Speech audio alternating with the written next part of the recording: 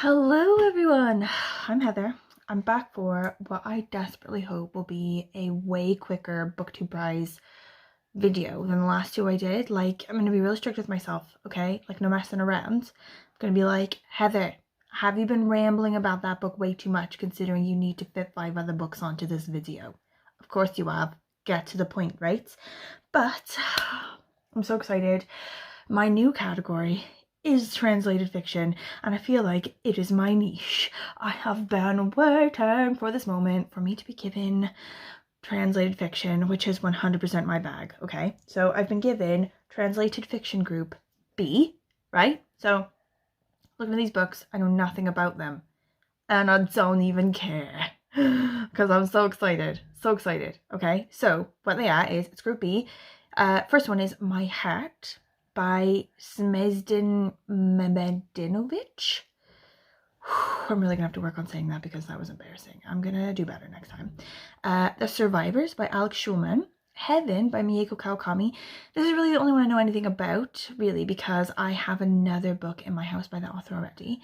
Brickmakers by Selva Almada. The Phone Booth at the Edge of the World, or aka The Phone Box at the Edge of the World, which is the British version of that title, which is why I couldn't effing find it in my library, despite the fact that I knew it was going to be there. Anyway, that one is by Imai Messina. I think that's how you say that. And Disquiet by Zülfü Livaneli. I need to work on these authors because that was embarrassing. Okay, so I've been trying to find these books like at the library or like on Scribd or whatever, because if you know my situation at the minute, I am desperate to knock that, like, my unread book pile down to less than 100 this year. So I'm like very strict book buying. Like I can't do a lot of it. So I'm desperate not to have to buy any books. So I've been looking for them, right? And I found nearly all of them, despite the fact that they're quite new and translated and whatever. I still think I'm only going to have to buy one of them, which is the My Heart one. It's annoying because it's only in hardback and it's like 15 quid. But it's cool, it's cool. You suffer for art. You suffer for art, you do what you can. The rest of them, I think I'm going to be able to source just online, like through Scribd or whatever. I found Heaven through like Scribd, like audiobooks. And that one's available straight away. I can just listen to it right now. So I think I'm going to start with that one. Starting with Heaven by Mieko Kawakami. I know nothing about this book really, except that I also have another book by the author in my house.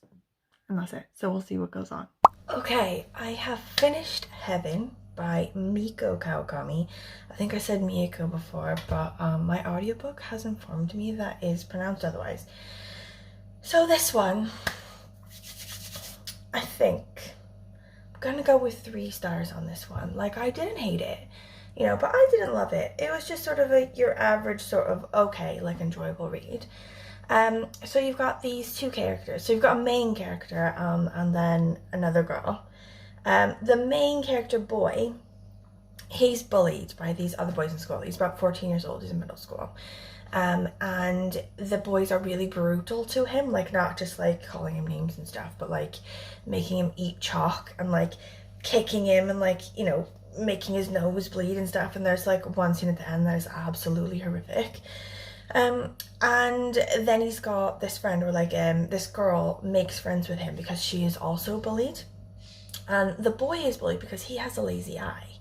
And she's bullied, I guess, because she's got sort of like emotional trauma things that cause her to like not shower as much or something. Anyway, the sort of background themes of this, like there's a lot of like sort of philosophical chats, or like I guess like, you know, chats around sort of like sociological study about you know, like the basics of bullying, like why people become bullies, like why people allow bullying, why victims of bullying, you know, are the victims of bullying. Like a lot of sort of discussion about like the nature of weakness and how we as societies view weakness, you know, like is it the victim's fault? You know, do we like allow it because, you know, we feel like they need to stand up for themselves, or like, you know, it causes them to be stronger, or like, I don't know. And there's like a point where this bully is like basically saying to him, like, I don't even like to really bully you. It's just sort of something that comes on me at the minute, and like there's no right or wrong in anything, you know, like I just do what I want, and if you don't want that, like you should try to do something about it, you know, like sort of like that, sort of putting like the onus of the situation on the victim, which I liked. I liked that sort of like psychological, like sociological study and like thinking about that, you know, as a thing, because it obviously applies to larger things, you know, in society, not just at school. However, as a story, the characters, like nothing really happens, you know, it's just the characters sort of going through their normal days and like various things happening to them, you know, like kinds of bullying and like episodes of bullying. I would say the characters like weren't particularly lovable or hateable. Well, I guess like the bullies were sort of hateable, but even like in the discussions, it sort of made them really 2D, you know?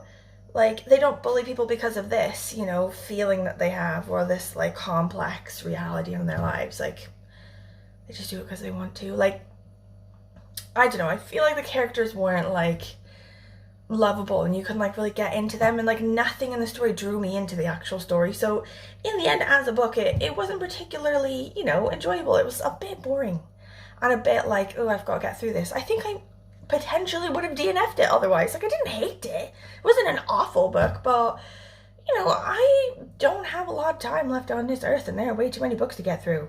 Do you know what I mean? Like, who can be caught reading a boring book? Okay, I was in Spain when I finished Heaven. Now I'm home and looking to restart the Booktube project after its mini pause via the world's most hideous cold.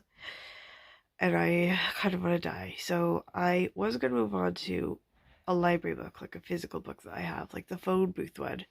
But instead, I'm going to do an audiobook one. So I found Disquiet on audiobook on Audible. And I'm just going to listen to that all day and just like in this dark room and just like quietly think of death. Okay, I have just finished Disquiet by Zülfü Livaneli. I think I should check that. I don't really know if I'm saying that right. But holy shit, I think it might be 5 stars. Like, the first 5-star book of the whole Booktube Prize project. Like, was it like 12, 14? It's like the 14th book I've read for the Booktube Prize. And that's the first 5-star read. Like, I'm still processing it, but I feel like it was so good. It was really good. Okay, so basically we start with Ibrahim. So he is Turkish, he lives in Istanbul, but he's from an area sort of further east, closer to Syria. And he sort of like abandoned that quite early on and moved to the city and has become a journalist. And his school friend, Hussein, moved to Germany and has been murdered in Germany, and he's like a journalist, and his journalist like colleague says, oh, this person who's from your town was murdered in Germany. And he's like, oh, so he goes to his hometown to investigate this and uncovers just the wildest story, like, and not even really wild, just like a sort of normal story for, you know, that area in that time, but for us, like, you know, in our calm, you know, like peaceful houses, just absolutely wild. Like, so it just opens up this whole story of this Yazidi woman and her baby and his friends, like deep compassion for this woman and for all refugees. And like the story, like in itself, I think it's just basically about like, I don't know, like humanity, like humanity versus inhumanity. Like mainly also I think compassion, like as cruelty when it's self-serving. Do you know what I mean? Like, you know, and like victims of trauma and stuff not wanting your compassion, and then you being like, I'm showing you compassion, but it's not compassion to help them, it's compassion to help yourself, and it's like just as cruel, you know. There was like a lot of like talk about east and west, and like I think there was like identity stuff there as well, like you know, trying to live in one place to one tune when really being from another place to another tune, or sort of like being divided in this modern world or whatever. And it was just brilliant. I loved it. Like when I read Heaven, right, I finished it and I didn't want to be like weird about it, but I was like slightly disappointed. I was like, but we're in the last, you know, level now, like, or like we're like 3 levels in. They should be like all really good, you know, especially the translated ones, which I really like. And I was like, oh, this didn't blow me away, but this one did. This one was banging. Like, also, it was so interesting, all the Yazidi stuff. So I did know like about Yazidi culture and like their religion and stuff, like not a lot obviously, but when the sort of genocide with ISIS kicked off, like I think 2014 or something like that, it was on the news a lot, and I sort of did a lot of googling of it then, and I had a lot of interest in it then. But this, like, in a novel, like fiction context with like, you know, the main character's family is sort of talking about this Yazidi girl and sort of saying like sort of like just crazy stuff about her as if it's real, you know, like she worships the devil and stuff like that. And you know, the guy, he's like, she doesn't worship the devil, like obviously, but you know, she's a non-believer and blah blah blah. I don't know. It was really interesting, and I just googled the F out of loads of things, which I love to do. I just loved it. I thought it was banging. Even the ending, which I think was heartbreaking, but also just like is gonna linger. It's gonna stick around. I'm gonna be thinking about it for ages. It was just so good. Okay, next one is the phone box at the edge of the world, or phone booth at the edge of the world, depending on what your country is or where you are. I know nothing about this book except that I was able to get it at the library pretty easily. And that's all I need to know at the minute. I'll let you know. Okay, I have finished The Phone Box at the Edge of the World by Laura Imai Messina. Okay, I'm just gonna say, first of all, feel like this book is like like a bit niche. Like, I mean, maybe niche isn't the right sort of word, because I think a lot of people are in the niche. It's a very popular niche, but I do feel like it is sort of like that because there's gonna be like a readership for this book, like a kind of person who loves this book and loves books like this, and you're either in that target readership for this kind of book or you're not. Do you know what I mean? Like, it's not like, oh, you know, I loved this bit about it, but oh, maybe less about this, you know, like getting like a foothold into the readership. Like, you either are a person who's gonna love this book or you're not that person.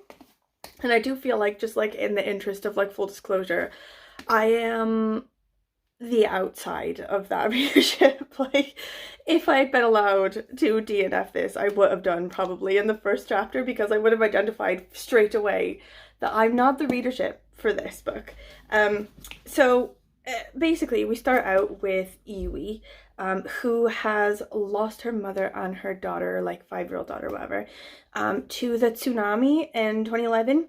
And she's sort of part of this community of just sort of devastation and loss now. You know, everyone in this community has lost someone and is a survivor of this tsunami, and it's like a broken community is stuck in this like fog of grief, you know, and they're all sort of trying to just, you know, they're in this sort of between place between sort of accepting what's happened, you know, like it happening, and your ability to sort of move on from it happening. They're in this like limbo place of just grief, and this guy sort of sets up a phone booth that's connected to nothing, or a phone box if you're in Britain.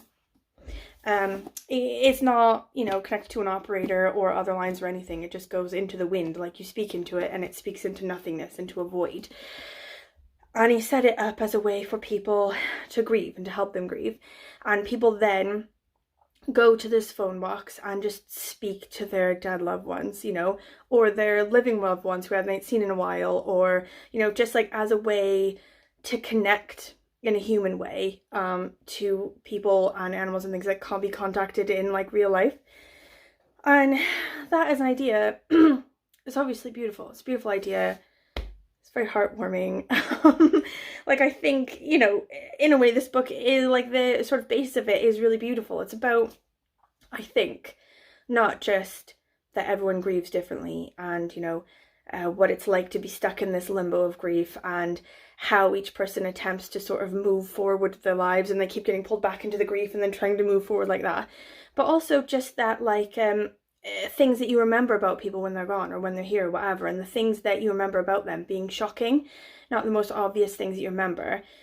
And sort of in between little chapters in the book, it has little things like, you know, so-and-so Googled, you know, what she Googled in that time, or, you know, so-and-so what so-and-so was wearing to school, and blah, blah, blah. Like, it's little things that make up a life that you don't think about. It's not a person's achievements that makes up a life, you know, it's like the little things, you know, little normal everyday things that make up a person. And sort of like, in that way, it's like, I don't know, like a celebration of what it is to be human, you know, made up of little bits, you know, that are remembered by loved ones when you're gone. Okay, beautiful. But I think for me, this kind of book is like, it doesn't work with me. Like, it's too heartwarming. I mean, it's too, like, it feels just over the top. Like, maybe if I had lost someone or whatever. But again, like, with stuff like this, it's like quite triggering for me, because it doesn't make me sort of like hug to my loved ones and appreciate them more. It just like reminds me of their mortality. Do you know what I mean? And like gives me anxiety. Like, especially this little girl that died, and her, like, her mother sort of like remembering her and like what she wore to school that day. Like, it gives me anxiety and like triggers me, and I'm like, I'm not into it. So overall, for this book, that I probably would have DNF'd if I hadn't had to read it for the Booktube prize, I've given it 2 stars, because it's not an awful book. It's obviously just me not being part of the readership, isn't it? But also, I can't bring myself to give it more than 2 stars, because I 100% did not enjoy it. I think probably I can fully see why it's gotten all the way through to this stage now in the Booktube prize. Like, it's come through 2 points. Because I do think, like, the niche readership for this book is large. Do I mean? Like, I think, like, it's, first time I saw it in the grocery store. Like, and while I do love me a grocery store book, there's like different kinds of grocery store book on there. There's like thrillers, there's like, you know, spy novels and stuff like that. Like, I'm more that kind of supermarket book, and less the like heartwarming, like soccer mom book club. Not that I'm against the soccer mom book club. Like, don't come for me, I promise. It's just, it's not my niche thing. Anyway, I can see where I got through. The writing is very good. The translation is very good. It's translated from Italian. I think the translation is very good. The characters are very well developed. It's very heartwarming, you know. Ooh, shed a tear. But for me, 2 stars, which is probably, hopefully, gonna put it at the bottom, because if I have to read another one like this, I'm gonna feel the same way I felt in the first round of Booktube prize when I had to read like that, like, non-fic book about the Cold War. Anyway, next one I'm on to, is My Heart by Semezdin Mehmedinovic. I've just given that my best effort with his name. I'm gonna Google it and see how you say that now. But this is a Bosnian author talking about his family's experience as refugees from the Bosnian War. And I do really love Bosnia. Like, I went there as soon as I was old enough and, like, you know, able to go there, fell in love with it, and I love reading books by Bosnian authors, or like books about Bosnia and fiction set there. So I'm hoping this will be a better experience. We'll see now. Okay, I've just finished My Heart by Semezdin Mehmedinovic. Is that how you say it? Is that it? Anyway, 5 stars. 5 stars again for this one. So good. Like, I'm still buzzing. I just finished it. It was so good. Basically, this one is a memoir.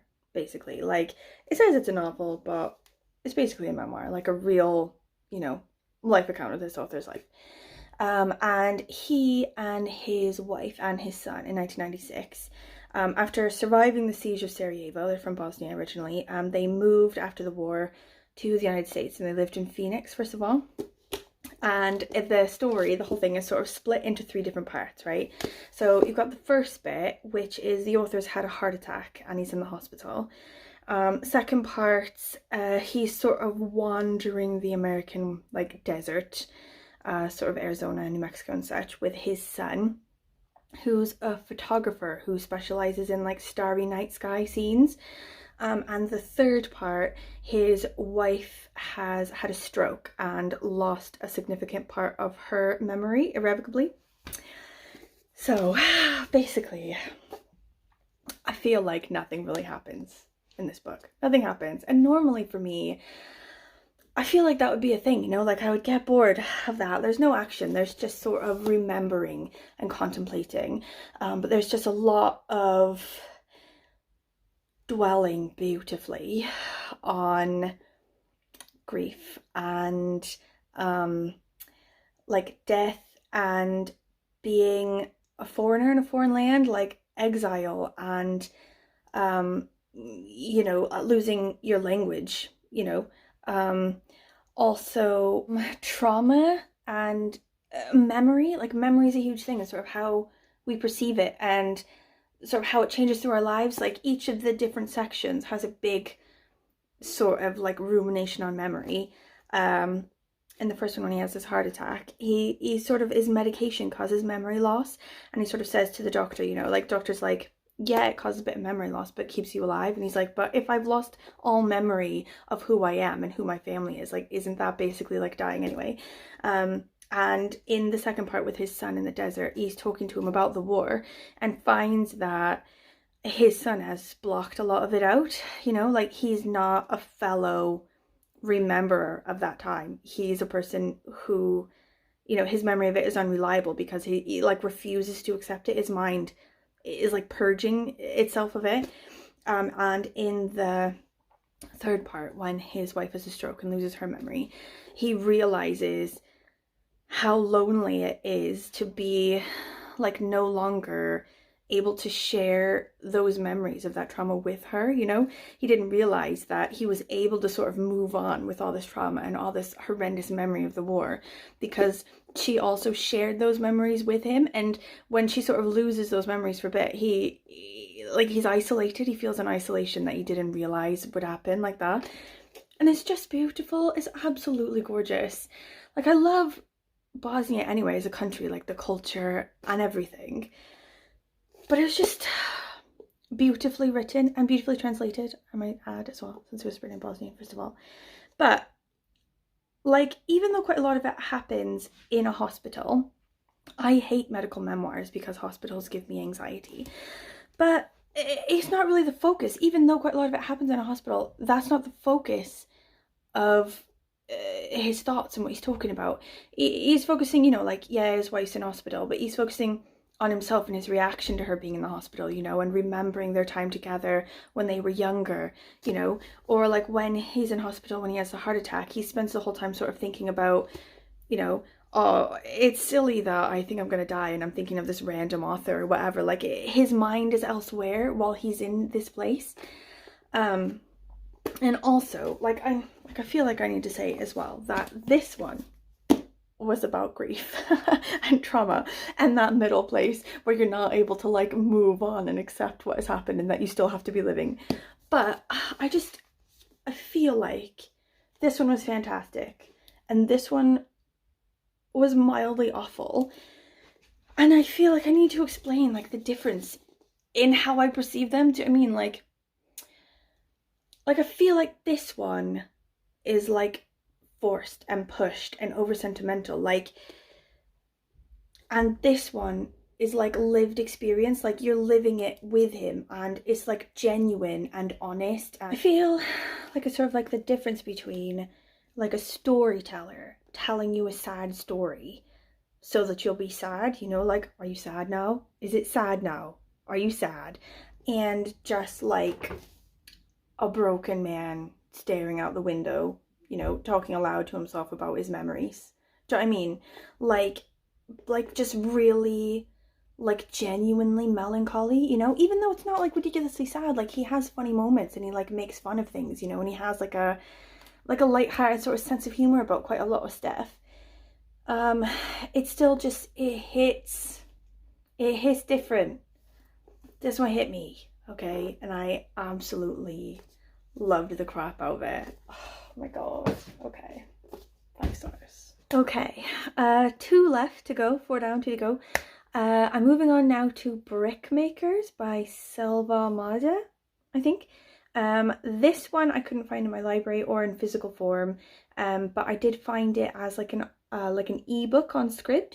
So I will be reading this on my phone, which I hate, but I hope that the book is good. No, actually scratch that. Like, my eyes are burning. I think I have hay fever. I thought my cold is just not going away, and I cannot be effed to look at a book, but I need a bit of something, so I'm gonna switch to the other book, the Survivors by Alex Schulman, because I can get that on audiobook. I can't get the Brickmakers on audiobook, so I'm gonna switch to the Survivors now. Come back to the Brickmakers after. Okay, I have finished the Survivors by Alex Schulman, and I think for me this one's gonna be 3 stars, but like maybe like a 3 stars plus, which like mildly elevates it above the other one I gave 3 stars, which was Heaven. Okay, basically this one is 3 boys, like the main narrator is the middle boy of the 3, and there's 2 sort of different timelines that you get like snatches of, like intermittently. The first timeline is the 3 boys as adults, where they're at a lake house and they're trying to scatter the ashes of their mother. And the other timeline is them as kids with their parents on like a summer holiday at like a sort of a summer house. And basically it's going sort of toward a middle bit where something has happened, and in the middle bit is where this thing that happened is revealed, and it's like a bit of like a plot twist, sort of like shocker ending, which I didn't see coming, which I fully appreciated. But the sort of adult narrative is moving backwards toward this middle point, and the child narrative is sort of gaining in time, moving forward in time toward this middle point. And like, as you're only getting sort of snippets of it at a time, your own sort of perception of what has happened in like the total picture is like is like blinded a bit. It's like unreliable. Anyway, I fully enjoyed that. Like, I also really enjoyed like sort of the character layout. Like the parents are really flawed. The family is really dysfunctional. The children are awful toward each other, but I think overall it is like a loving family, you know, like, I mean, it's not a not loving family, like, and I think in novels a lot of time you end up in like one pigeonhole or another. Like, it's either like a really loving, wholesome, responsible family, or it's just like a mess family, you know, where it's just like completely dysfunctional as F. Like, it doesn't, like, you know, real families are like a little bit of the two, and I feel like I really appreciated like the really like authentic portrait that the author painted of like an actual dysfunctional family. Anyway, I think the theme, like the thing that it's about, you know, is really like trauma again, like the other books that I've read recently for this thing. Like, I think there's a theme in my Booktube prize assignments.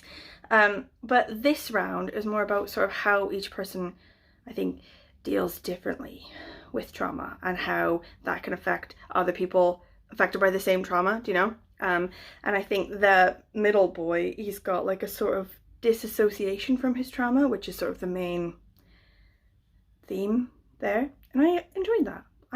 I liked, you know, this investigation of trauma. Like, all that being said, I think in the end it was not a 5-star book. It was a 3-star book, and I think it's partially because it was a bit repetitive. You know, you get like different snippets and whatever, but a lot of the snippets I think are quite, you know, similar to other snippets, you know, and I'm not sure they're saying a whole hell of a lot different from what the other snippet was saying. And also, like, this dysfunctional family, I think the author intended to paint it as this, like, a lot of the things that the parents did and the kids did as being really awful, like really awful. And part of me just sort of kept thinking, like, is this just not like a normal, mildly dysfunctional family instead of being like a crazy one? Like, I think I read somewhere that the author's mother was an alcoholic. And so the 2 parents in this book drink quite a lot. And I think he's trying to sort of paint them as alcoholics, even though, I don't know, I think the snippets that they've shown, other than like a scene where the dad is like driving drunk and then like shouts at his children, like that was a bit much, and that, you know, is over the top. But I think a lot of the other sort of like things that happen when the parents are drinking and then have a nap, do you know what I mean? Like, I think like he's painted it like I think it's supposed to be awful, but it didn't really quite reach there for me, at least personally. Like, does no one else have this in their lives? Like, does anyone else have completely sober parental like experience? But also like I think he was trying to paint the sibling relationship as like abusive in some ways. Like, you know, there's love there, you know, but also that it's like, you know, toxic as well. And like, I don't know, there's like this incident where one brother like sits on his little brother and like tickles him until he pees himself. And I think, I don't know, the author tried to sort of like give us a feeling of like there's trauma there from that. Like, was nobody sat on by their older sibling and, you know, tickled until they peed themselves in like a normal situation? Because that happened to me. Like, I feel like this is a lot of like what he described, I think was supposed to be like really bad, like really toxic, when in reality I think it's just like normal family situations, right? Like, am I right, or am I just like like, I can imagine like silence and crickets in a room where everyone's like, what family are you coming from? In the end, I enjoyed this book. It wasn't, you know, like a bad book. I enjoyed it. I was fully into it. Gave it 3 stars. So my eyes are feeling better now. I listened to that book basically this whole day. Like, it's only a 5-hour sort of audiobook, but I did just sit down like with my eyes shut and just like listen to it all day basically. So I think my eyes are recovered, and I'm gonna start on the very last book for Booktube Prize that's left, which is Brickmakers by Selva Almada. And I do know actually a little bit more about this one now. It's set in Argentina, translated from Spanish, and there's loads of stuff in it that isn't fully translated out of its original, you know, it's not like explained. There's a lot of things about like carnivals and like stuff like that. Like, I've had to Google quite a lot of stuff where the translators like made a choice here, you know, where it's like, instead of translating that fully into English and giving an explanation so that the English language person understands that fully, I'm gonna leave quite a lot of sort of authentic stuff in it, you know, so you can either absorb that just as vibe, or you can investigate it yourself like that. And I think I like that. I think I prefer that in like a translation choice. Anyway. Okay, I have holy shit. There's a massive spider up there. And I just saw it now, and it's huge. Anyway, I have finished Brickmakers by Selva Almada, and I think I'm gonna go with 4 stars on this one. Like, I haven't nailed down fully how I feel about it yet, to be honest. Like, it might sort of be more like a 4 stars minus, do you know what I mean? Like a 3.8. But like, just to simplify, I'm gonna go with 4 stars. I enjoyed it. Okay. So this one is translated from Spanish originally. It takes place in Argentina. And the 2 sort of main characters are indigenous people, sort of living in a community where there are some indigenous people and some non-indigenous people. And the indigenous people are treated, you know, as like a lesser class, you know, they're sort of stuck in sort of poverty and like lower class jobs and lower class positions in the community. And it starts out with these 2 like 20-something-year-old kids or whatever dying in a fairground. And something has happened to them, and now we spend like the rest of the book sort of going backwards and figuring out how it is that we ended up here with these 2 kids dying in a fairground. And they each of them have sort of flashbacks to their past, and also they sort of envision encounters with people in their lives. They sort of have like dream encounters with people in their lives who are missing. They sort of like envision their fathers, and their fathers aren't really there and stuff like that. But through that interaction, we also get more information about the characters and their families. And it's sort of like, I guess, like a bit of a murder mystery as you're sort of like piecing things together, but it's also like a Western. It's like a modern South American Western in the way of old school Westerns, you know, like machismo, like really masculine, like toxic masculinity, like misogyny, you know, it's quite violent, which like I generally don't love. And there's also like a bit of like animal violence, which I flipped quickly through and didn't read all of. But it adds like, you know, a feeling of a Western. And like in old school Westerns, when you read them, I think this sort of like culture of like toxic masculinity and everything isn't fully explored. It's sort of just embraced. Do you know what I mean? Like you do get violence and you do get like, you know, you do see bad things happening as a result of this like really intense like, you know, machismo culture or whatever. But it's not like fully investigated or explored that this extreme sort of like violent, misogynistic, you know, like sort of culture is causing, you know, this destructiveness. Anyway, I thought that was brilliant. I thought that part was really good.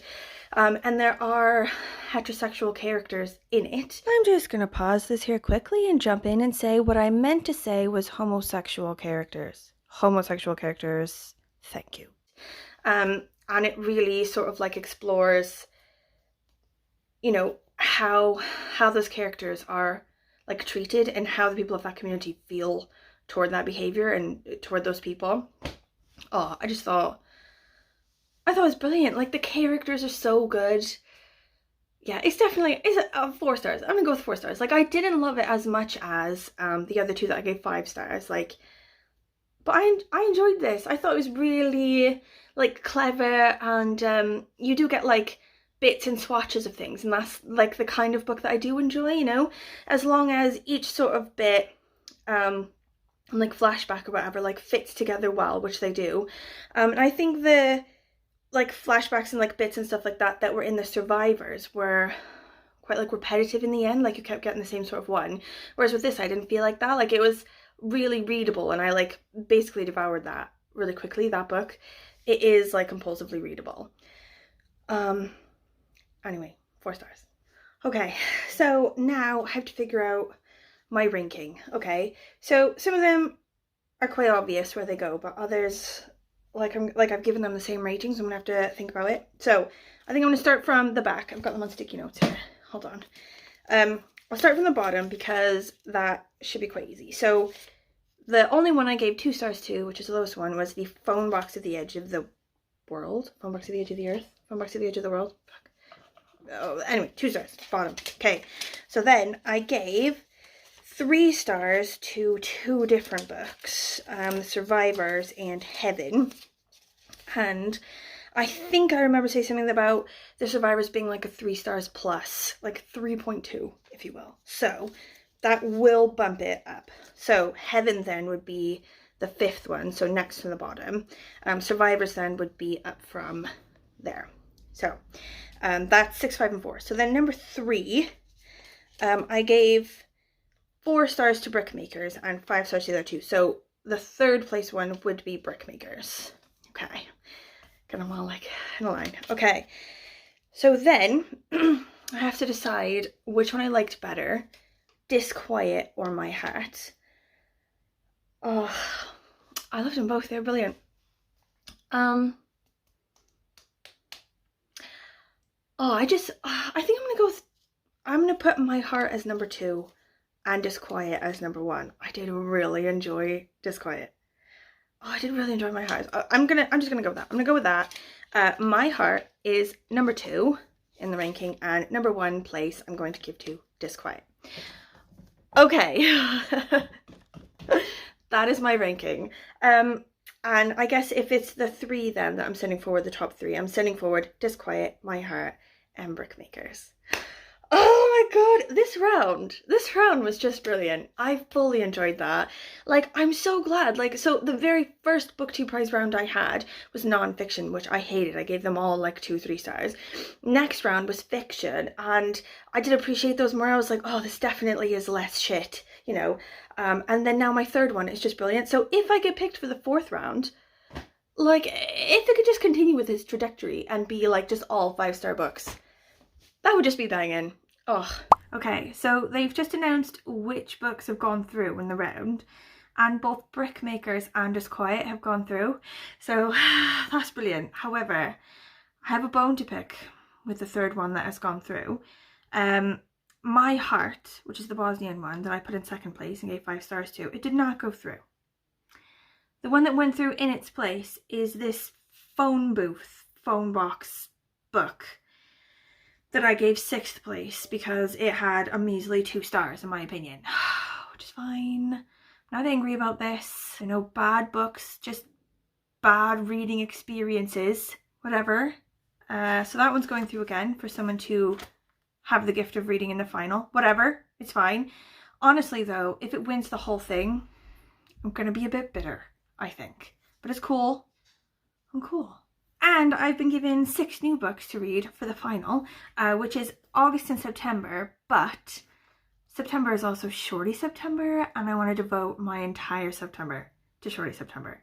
So these books are not going to have to be read in August and be done by the end of August.